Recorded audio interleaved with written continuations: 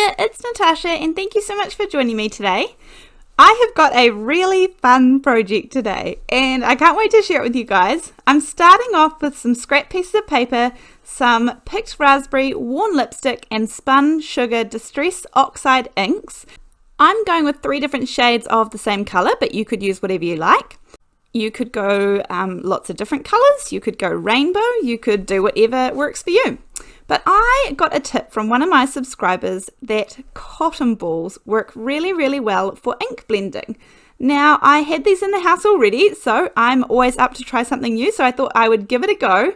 And I'm just going to kind of dip it lightly in my ink pad and get it nice and inky and then start blending.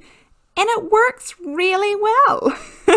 I am not sure what I was expecting, but, and don't get me wrong, I do have ink blending tools and all sorts of things that I could do. However, I'm always looking for alternatives and fun options. And yeah, this worked really well. And I could get a really nice blend if I wanted to. For this project, was just trying to get ink down on the paper, but even for that, the blending was really smooth and there were kind of no really dark spots and light spots. So I was really pleasantly surprised. So this is definitely an option if you need to. Now here I needed to re-ink my ink pad, so once I did that I was away laughing. And I do get lots of questions as to why I don't just use coloured cardstock. Now in my craft space I like to have lots and lots of uses for the items that I choose to have in there, and this just stops me having to store lots of coloured cardstock around. So whatever works for you. Now I'm going to add in a white piece of paper here, and then using this very little flower die, I want to use the 2 biggest flowers here. And yes, I did run it through my die cutting machine that many times in front of the TV one evening, and I enjoyed every minute of it. I don't mind it at all. Then I'm going to use a little tool that has that little ball on the end just to shape these flowers a little bit and kind of make them curl up. If you don't have this tool, you can use the end of a paintbrush or something. I'm doing it into a little foam blending tool just for a soft space behind it, but you could also skip the step or just do it with your fingers, which is what I usually do. So you can see they've got some nice dimension on them now, and my little flowers are all complete. So here is my card base. Now this measures, I think, 5 by 5, or it might be 5.5 by 5.5, but anyway, I have this heart die here and it is too big for what I need. If you are not pedantic, then just go ahead and draw yourself a heart shape. But I die cut this out of some copy paper, and then I just cut around the outside even-ishly to get a slightly smaller heart than that die cut. And then I drew around this, but honestly, probably just draw yourself a little heart because this just gives me a rough guide so that I know I'm going to stay centered and I know that I'm going to stay in the right shape. Then I'm going to divide my little heart into 4 because I have 4 different colors of cardstock that I'm going to add to it. And I know that this is really hard for you guys to see. I really do apologize about that, but I wanted it to be nice and light because I want it not to be able to be seen, obviously. Then I am going to glue on all of the large flowers. So as I said, there was 2 different sizes. There was the 3rd largest and then there was the largest one. So I'm putting on all the largest ones first, and then what I found easiest to do is to let the glue dry for a few minutes and then come in and add in the smaller flowers in the gaps because I really wanted to make it saturated with flowers. I didn't want there to be too much white space in between where you could kind of see the card base. So I start off, as I said, by just putting in the big ones and then add in the small ones as I go. Now, I will admit that this is not the quickest card I have ever done. It's also not the longest card that I've ever attempted, but I mean, even just die cutting all of the little flowers, I don't mind doing that if I kind of know what's ahead of me and I just sit down and enjoy the process. It's probably not a card I would attempt if I were really short on time, but I really loved the outcome of this card. You know when you kind of make one of those cards that you're not sure that you even want to give away? Well, this is one of those for me.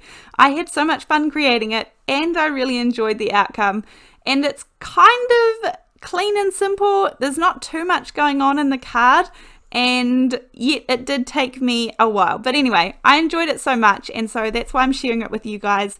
I do often like quick, clean and simple card designs, but this was heaps of fun. So there is my kind of heart shape ready to go, and all of that gorgeous texture from the flowers. I'm going to use this Avery Elle stamp set, which I'm pretty sure is not available anymore. I'm not sure. I'll have a look. And then some Morning Mist VersaFine Clair, which is just a nice grey ink that is really good for stamping. It's a pigment ink, and so I'm going to add that along the bottom because this is a wedding card for me. As I said, you could make it into a Valentine's card or an anniversary card or a wedding card. Lots of different uses for this one. I even keep holding it up to the camera lots because I love looking at all of those little flowers, but I am going to add a little border around the outside, just using a little finger dauber and a light layer of that Morning Mist grey ink. And I'm quite a big fan of borders. I just feel like it kind of lines up and finishes the card nicely, and so I'm just going to put a really nice little fine grey border around the outside, and it's kind of a little bit hard to see when I put it on my backdrop, but I know it's there and you know it's there. And again, I think with the flowers, it's kind of hard to see through the camera just how gorgeous this is. I hope that you can kind of imagine what it's like in real life. I really, really love this one. So then the last thing I'm going to do to this card is to add centers into all of the flowers. Now, the reason why I use the Distress Oxide ink in the beginning is because oxides react with water or any wet medium. Now this, of course, is a wet medium, and I am using the gloss white color to put the centers into the flowers.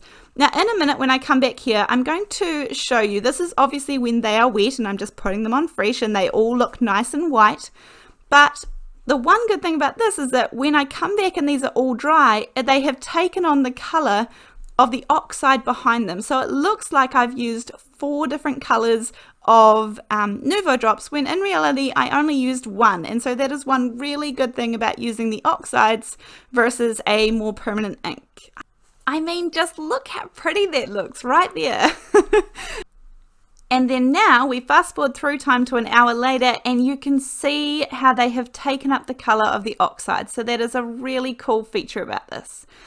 Let me know what you guys think in the comment section down below. Is this a project that you would take on? And let me know what you think of this one. So I really appreciate you guys watching. Thank you so much for joining me today, and I look forward to seeing you in the next video.